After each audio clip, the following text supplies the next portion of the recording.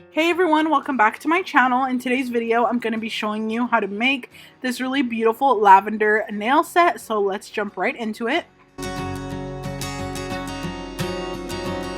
So I'm starting off with one of my favorite neutral nude colors. This is the nail set that I'm going to be making. Shout out to this creator. I have no idea who it is. It didn't have a name or anything, but this is what my customer requested. The only thing is she wanted it in a medium square length and also lavender instead of pink, so I went ahead and did the neutral base.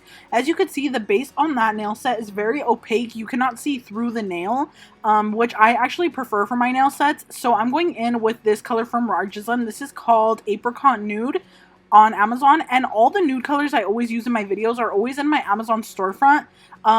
In case you guys ever want to see like what I'm using, like most of the time it's always there unless I forget to add it, or sometimes it takes a second to update if I'm using a new product, but all my really go-to products are already on there. And I'm going ahead and painting with one layer of this gel polish. Sorry, I got a little sidetracked. One layer of that gel polish on the nails, and then I'm going to be curing it for 60 seconds. And then once that's finished, I'm going in with light pink. I think it's called light pink from rarjsm. This is going to be a color that's going to just add a little bit of more of a pink tone to the base nude color. As you can see from the original inspo photo, the pink is like a neutral, but it's not super neutral. It's definitely a pink. Like the first apricot nude color I put down was definitely a little bit too yellowy, so I'm adding this color to kind of balance it out, and it's just made it so perfect. And I am curing in between each layer, of course, and then I am adding this layer, and this is my last layer for the base color. And then after that, I'm going to go ahead and get started on the design. So I'm going to start out with the white French tip, just like the pointer finger. I am trying to do like a very even French tip. I don't want it to be very up to the top where there's a lot of the nude showing, and then I don't want it to be very low where there's more white showing. I'm trying to do it like as perfect as I can make it, I guess, as even as I can. But the good thing is there is going to be nail charms on every single nail, so the C-curve part, like the actual smile line, is going to be pretty covered for the most part. Don't stress yourself out too much if you're making a nail set that has a French but it's going to be covered with charms. Like, don't stress out, because it's going to get covered anyways. You're not going to be able to see it. Of course, if there's like a full French set that you're making and you know that that's the only thing that's going to be there and it's going to be the center of attention, you can, like, of course, spend more time perfecting the French, but honestly, don't worry about it too much. If it's going to get covered, it's going to get covered. It's just a way to just work more efficiently, especially if you know you're still going to be adding nail art afterwards.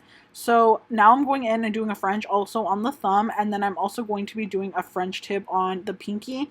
But the only thing is, or on the ring finger. And this lavender color, I actually got asked about it a few times. I recently posted like a reel and a YouTube short with the 3 nail sets that I made, and there was a lavender color at the very bottom. That color is called Breaking News, I think. Yeah, I think it's called Breaking News, and it is from Nail Reserve LA. It is one of my most favorite lavender colors ever. It is so beautiful.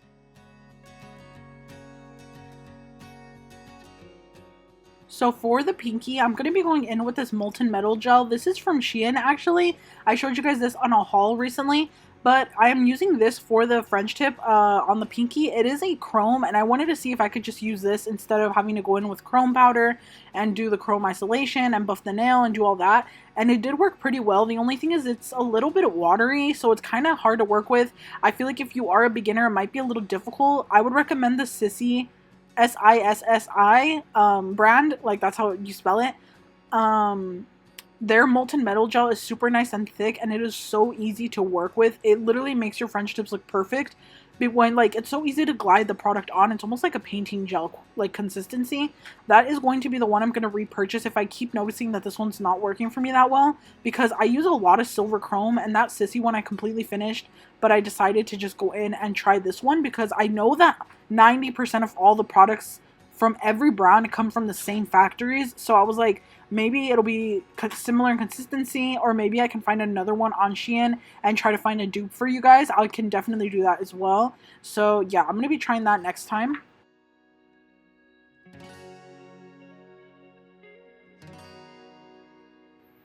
Anytime I'm doing any type of like rhinestone French tip nail, I always make sure that underneath there is a glitter color that kind of matches the stones. That way, in between each crystal, there's always a little gap and there's still sparkle showing through. I don't like when, like before, I never knew how to do it, and I would do like a French with rhinestones, and I wouldn't add a color underneath, and it just makes it so that you could see the plain nude color underneath. And I prefer to be able to see like a glitter, so I'm adding this color from Nailzbydev. And then now I'm going to be going in with all the rhinestones and stuff, but first I'm going to be using a bow on this nail set. I'm going to be using 2 per hand. The best thing you can do whenever you're using these type of bows, these are so popular, you want to go ahead and just roughen up the back edge of the bow just like this. You want to grab a nail file. If you have a little drill on hand like ready to go, then I would recommend using that. It'll be way easier, but I have a hand file, so I'm just going ahead and I'm buffing up or filing up the edges and the side whole entire back of the bow. This is going to make sure that it does not fall off, because as you can see, I'm not sure if you guys can tell in case you haven't used these before, the backside of the bow is very, very shiny, so that is going to make it so that your rhinestone gel doesn't stick, or I guess doesn't adhere properly to the nail. So this is definitely something you want to do with any type of charm that has a shiny back like this. Sometimes I notice on the metal charms they're already like pre-etched, which is really cool, but these resin charms or plastic charms usually are very shiny in the back, so you want to make sure to do this. This is just going to ensure the longevity of your charms. Make sure that they don't pop off, because it is the absolute worst to get that text or to get that Instagram DM from one of your customers or clients of them telling you that their charm has fallen off. Like, it just really sucks, because it makes you feel like, damn, I could have done something to prevent that. So, you know, these charms, I promise you, will stay on like a full month as long as you do these extra steps that I'm going to be doing in this video. So I'm showing you guys all my tips to make sure that your charms stay on. So now I'm going to be grabbing the makartt rhinestone gel. A lot of mistakes I see when people use this is they use very, very little of it. You want to make sure that you're using a very good amount. Like I'm talking about, I use like a big dollop, almost the size of the entire bow. And any type of extra glue, as you can see, there's glue like seeping out the edges. I am going to go ahead and clean that up. So I'm grabbing a brush. This brush is super old and frayed, but it's totally fine. I'm just going to use it to smear out the extra glue around the charm and almost like help seal it in. And as you can see, it's like making it look seamless, and then you can't see the glue anymore.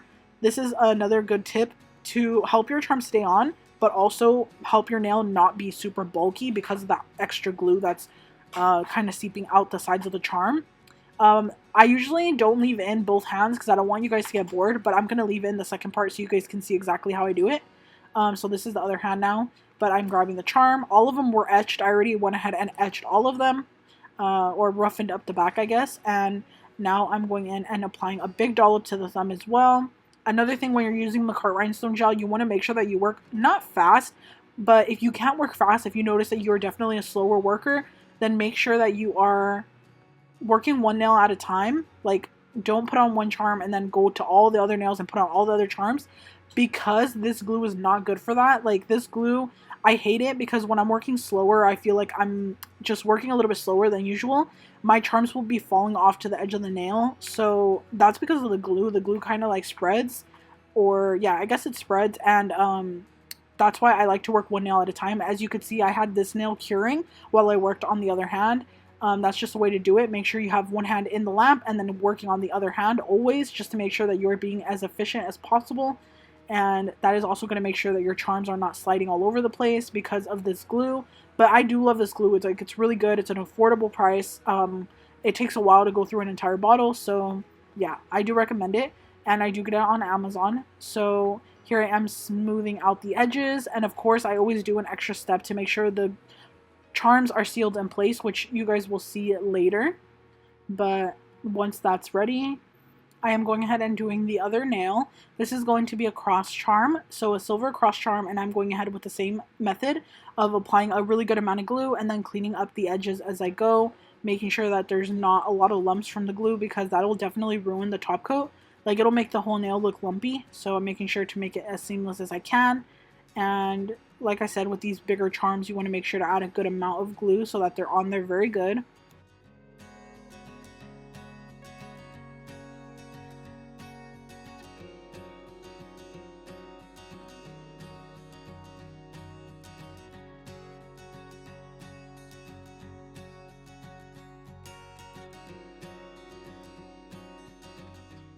And then once those charms are on, I'm going ahead and working on the most tedious part of this nail set, which is the blinged out French tips. So I'm going ahead and trying to fit a bunch of rhinestones and this charm onto this little French tip area that I have. It's very small, so I had to work with it the best I could. I totally forgot to keep this in mind when I was making the actual French nail with the glitter. I was not thinking about how much room I was going to have left, because I still need room to be able to file the very edges of the nails. So I went ahead and placed this heart charm on, and then I placed little flower charms, and the little flower charms, I'm just putting one on each side. And then I'm going ahead with some rhinestones of all various sizes. I think I'm doing an SS8 and then SS6 and then SS3. The SS3s come in clutch so much with these little tiny nails, like little nails, like medium, short length, almond, because the little tiny stones just add the perfect amount of detail without making the nail so bulky. So I definitely needed those for this nail set. So I'm glad I have a variety of sizes. I always organize my rhinestones in my rhinestone box based off size. So I'll do like the AB silver or the AB clear, whatever it's called, like these ones. Like the clear color, I will do like an SS3 and then right next to it an SS4 and then an SS5 and then an SS6. And the only sizes I feel like you really need to go up to is to an SS12. I feel like after that you might not need those sizes that much unless you do triple extra long nails, like super blinged out. But if you're like kind of like just doing regular sizes, I would recommend just getting any type of rhinestones from AliExpress. AliExpress has the best rhinestones for a good price. Like you can find pure glass rhinestones on there. When they're smaller sizes, the exact quote-unquote quality, like you don't need to be buying Swarovski if you don't want to, you know, like if you don't have a clientele that specifically only wants Swarovski crystals, you can totally get them from AliExpress. They are very good quality, very sparkly, and they're the exact same if you were to buy super expensive ones, because with the small little cuts like the SS3, SS4, SS5, or not cuts, shapes, with the small little shapes or sizes, I guess, you can't even tell the difference. I would recommend when you need to go from an SS6 and up, or not even an SS6, like an SS8 and up, then go ahead and buy the expensive quality crystals. I get mine from Bluestreak crystals. They're the best, and they're so sparkly and beautiful. I use the Serenity stones because they are identical to Swarovski. Those ones, once you go up from an SS8, then buy the really expensive quality ones. Not really expensive, I guess. They're like $4 for a pack, but this is just going to ensure that you are basically getting the best quality for your money, and you're not wasting your money where you don't need to. Like the smaller cuts, you're not going to notice the difference anyways, so you don't have to worry about it. That's just my opinion though. Like you can obviously do whatever you want, but I just want to give you guys some tips in case you are new to nails, or you're new to trying to start a press-on business and you're stressing because of how expensive the Serenity or Swarovski crystals are. You do not need to get only all Swarovski unless you want to do that, you know. But yeah, so now once that's all done and cured, I'm going ahead and grabbing this liquid gummy jelly. This is also similar. This is called the Gem Grip Glue from makartt. It is just a liquid glue that you can apply around your crystals and around your charms to make sure that they're very sealed. I used this enailcouture one because it's pretty affordable. I got it when they were having a sale. I think they're having a sale right now again, but I'm not sure. And then I'm just going ahead and using this. It comes with a nice needle tip, so you can go ahead and apply it in all the small cracks and crevices of the charms, making sure that it is fully sealed. You don't want there to be any lifted up charm with no glue underneath, because that is like a disaster waiting to happen where your charm is gonna pop off. So you want to make sure that that doesn't happen to your customer or your client. We also don't want their hair or their clothing or, you know, anything to get stuck underneath the charm and make it pop off. So doing this extra step just takes a few extra seconds, like probably an extra minute, and it just ensures that your charms are on and they are very well sealed. And this product is not expensive by any means, so it is definitely a good thing to have in your collection of gels, just because it'll really help you out. And yeah, so I'm doing that to all the nails, making sure I'm looking underneath. As you can see, I'm moving the nails in all different directions and trying to see if there's any spots that I missed. And then once everything is good to go, I did cure it. And once it's all cured in the lamp, I am going ahead and applying my top coat. I am using my Beetles top coat, and I am not going to top coat the charm. I want the charm to keep that really beautiful matte look that it has right now. The only charm that I am going to top coat on top of is the cross, because it is that metallic finish and it does have the pearl. I want to make sure that it doesn't lose the overspray of color, because that can happen. So I'm just making sure to top coat over that. That way it doesn't lose its color. Also, I think these charms can rust, so you don't want that to happen as well. And then yeah, so now for this French part, I'm just going over it like this, and I am top coating on top of the heart only, just not on top of the stones, and then doing the same thing on this hand. And for the little Hello Kitty on the pinky, I am top coating over the entire thing, because those tiny little rhinestones sometimes tend to fall off.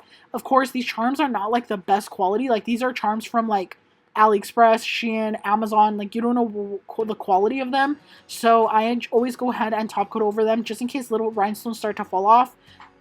It is not something that is a big deal, because, you know, once it's top coated, they're not going to come out. So yeah, that is what I'm doing here. And then making sure all my sides are nice and clean, making sure there's no air bubbles. That is my biggest pet peeve when I have a French and there's air bubbles in the like base area. So once that's finished, I am curing it, and I like to cure it double when I'm doing top coat, just to make sure it's all done.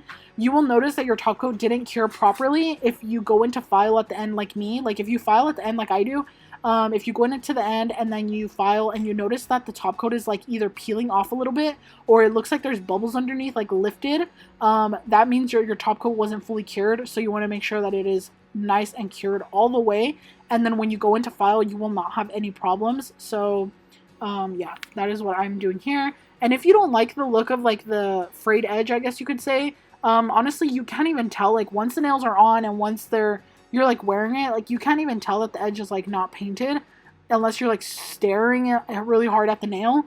But I don't paint the edges. If you would like to, you totally can with a little bit of top coat.